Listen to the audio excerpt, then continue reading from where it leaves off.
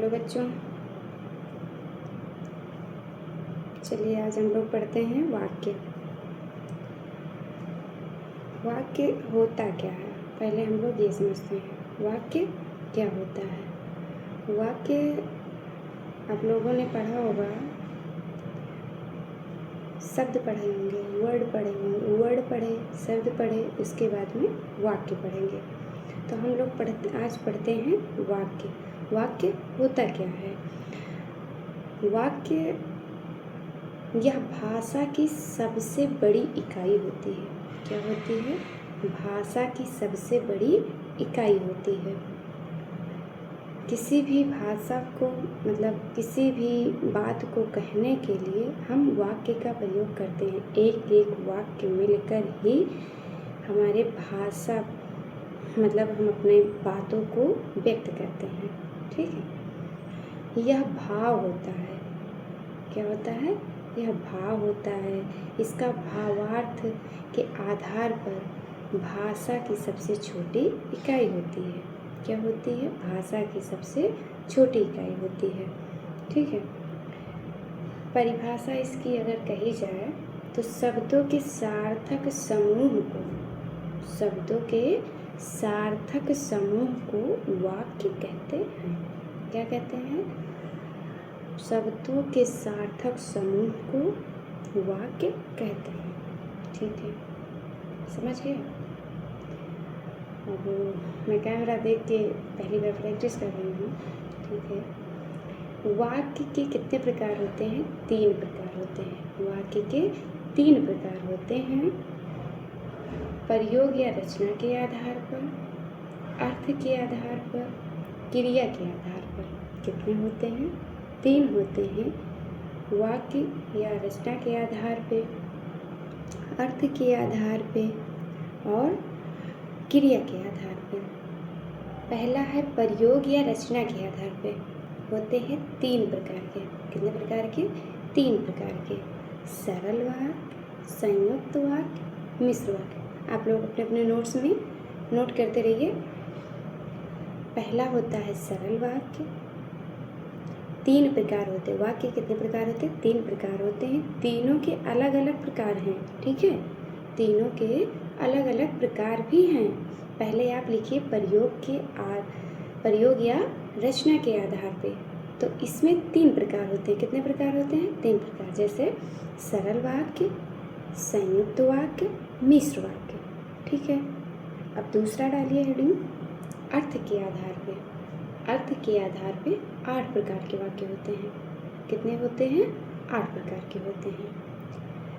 पहला लिखिए विधानवाचक वाक्य, निषेधवाचक वाक्य, आज्ञावाचक वाक्य, इच्छावाचक वाक्य, संकेतवाचक वाक्य, संदेहवाचक वाक्य, प्रश्नवाचक वाक्य, विस्मयादिवाचक वाक्य।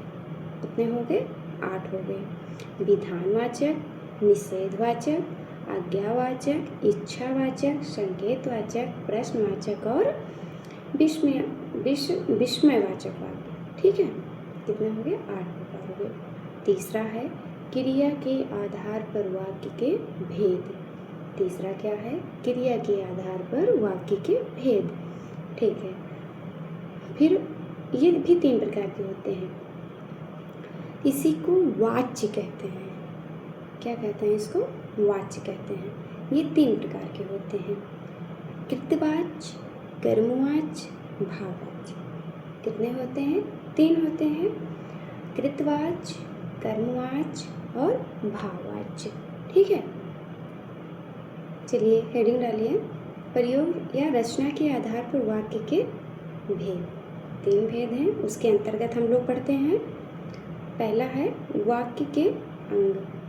ठीक है, ये भी वाक्य के अंग 2 प्रकार के होते हैं। उद्देश्य या विधेय। उद्देश्य या विधेय समझ में आ रहा होगा ना? उद्देश्य या विधेय। ठीक है, वाक्य में जिसके बारे में कुछ कहा जाता है उद्देश्य कहलाता है। वो क्या कहलाता है?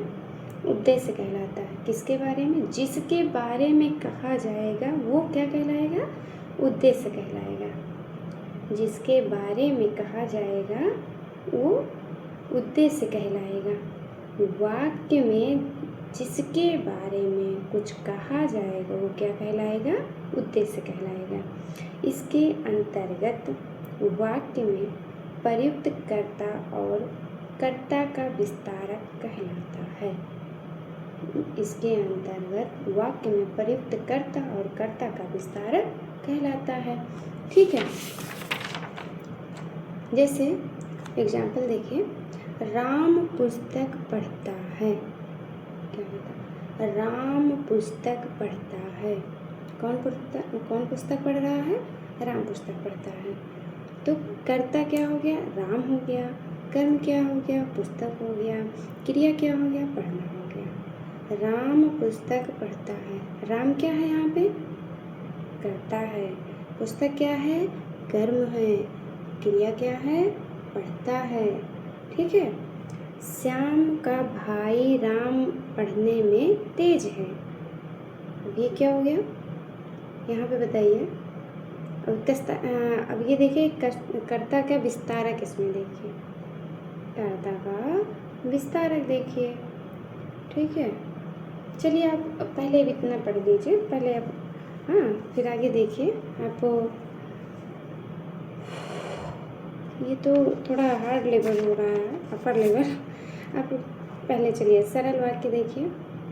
हमें यहाँ से, चलिए कोई बात नहीं, जो सीख लिए हैं उसको सीख लिए हैं। अब आगे देखिए, हेडिंग डालिए सरल वाक्य।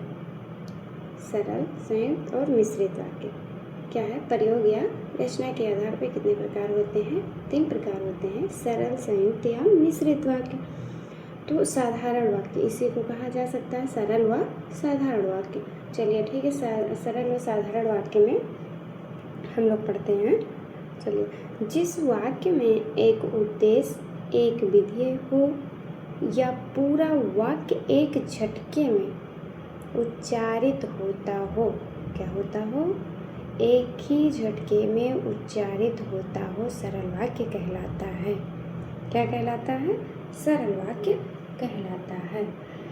जिस वाक्य में एक उद्देश्य, एक विधेय हो या पूरा वाक्य एक ही झटके में प्रयोग किया जा सके या उच्चारित हो जाता हो, उसी को सरल वाक्य कहते हैं। समझे? चलिए, जैसे श्याम पत्र लिख रहा है। हमने एक ही लाइन में बिना सांस लिए एक ही लाइन में मैंने बोल दिया, श्याम पत्र लिख रहा है। श्याम पत्र लिख रहा है। यहाँ पे ना मुझे रुकने की आवश्यकता है, मैं अगर रुक भी सकती हूँ। जैसे श्याम पुस्तक या पत्र लिखता, उसका कोई मतलब नहीं है। जैसे कभी कभी हम लोग लिखते हैं श्याम कमा लगाते हैं, क्या करते हैं ना, तो श्याम पत्र लिख रहा है। श्याम पत्र लिख रहा है, तो इसमें श्याम क्या हो गया? उद्देश्य हो गया। श्याम क्या हो गया? उद्देश्य हो गया। पत्र लिख रहा है, ये विधेय हो गया। श्याम क्या कर रहा है? श्याम क्या है? श्याम पत्र लिख रहा है, तो श्याम क्या हो गया? उद्देश्य हो गया। और क्या कर क्या रहा है? वो विधेय हो गया। अभी मैंने आपको पहले 2 मिनट पहले पढ़ाया था कि जिसके बारे में कुछ कहा जाए, जिसके बारे में वाक्य में कुछ कहा जाए, उसे क्या कहते हैं? उद्देश्य कहते हैं। तो यहाँ पत्र कौन लिख रहा है? पत्र श्याम लिख रहा है, तो श्याम क्या हो गया? उद्देश्य हो गया। और विधेय क्या हो गया? पत्र लिख रहा है। ठीक है। और अगला और एक देख लीजिए उदाहरण। कृष्ण बांसुरी बजाता है। कृष्ण क्या करता है? बांसुरी बजाता है। तो यहाँ पे उद्देश्य कौन होगा? कृष्ण होगा। उद्देश्य क्या है? कौन है? कृष्ण है। तो कृष्ण क्या कर रहा है? कृष्ण बांसुरी बजा रहा है, तो विधेय क्या हो गया? बजा रहा है या बांसुरी बजाता है। ये क्या हो जाएगा? विधेय हो जाएगा। उद्देश्य क्या है? कृष्ण। जिसके बारे में कुछ कहा जाए, जिसके बारे में वाक्य में कुछ कहा जाए, वो विधेय होता है। तो यहाँ पे विधेय कौन है? कृष्ण है। और बांसुरी बजाता है, यहाँ पे बांसुरी बजाते में क्या है? विधेय है। ठीक है, चलिए आगे बढ़ते हैं। आगे देख लीजिए। मोहन का मित्र राहुल, मोहन का मित्र राहुल पुस्तक बहुत पढ़ता है, पुस्तक बहुत पढ़ता है। कर्ता का विस्तारक यहाँ पे हो गया। अच्छा, आप इसमें हमें बता सकते हैं उद्देश्य क्या है? मोहन का मित्र राहुल। अच्छा बताओ ना हमको, यहाँ पे उद्देश्य कौन है? उद्देश्य मोहन का मित्र राहुल। मोहन, ये पूरा सेंटेंस हो जाएगा। मोहन का मित्र राहुल उद्देश्य हो जाएगा। मोहन का मित्र राहुल पुस्तक पढ़ता है, पुस्तक बहुत पढ़ता है, ये विधेय हो जाएगा। समझ रहे हैं? मोहन का मित्र राहुल उद्देश्य हो जाएगा और पुस्तक बहुत पढ़ता है विधेय हो जाएगा। तो मोहन, ठीक है, तो ये सरल वाक्य हो गया। और इसके अंतर्गत देख लीजिए। और अगर राम और श्याम खेलते हैं, राम क्या हो गया यहाँ पे? उद्देश्य हो गया। श्याम, राम और श्याम उद्देश्य हो गया। खेलते क्या है? विधेय हो गया। राम और श्याम खेलते हैं तो राम और श्याम उद्देश्य हो गया और खेलते क्या है? विधेय हो गया।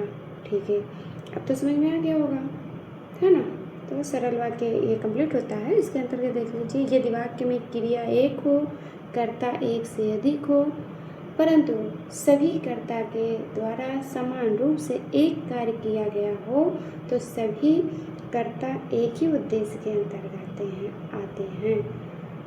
ठीक है, तो इसी को सरल वाक्य कहते हैं। जैसे अभी इस वजह से मैंने इस नोट में बताया कि जैसे एक ही कर्ता हो, एक ही क्रिया हो, कर्ता एक से अधिक हो, क्रिया एक है, जैसे खेलने का कार्य किया जा रहा है तो एक है, लिखने का कार्य किया जा रहा है तो एक है, लेकिन लिख तो दो लोग रहे थे, पुस्तक पढ़ तो दो लोग रहे थे ना।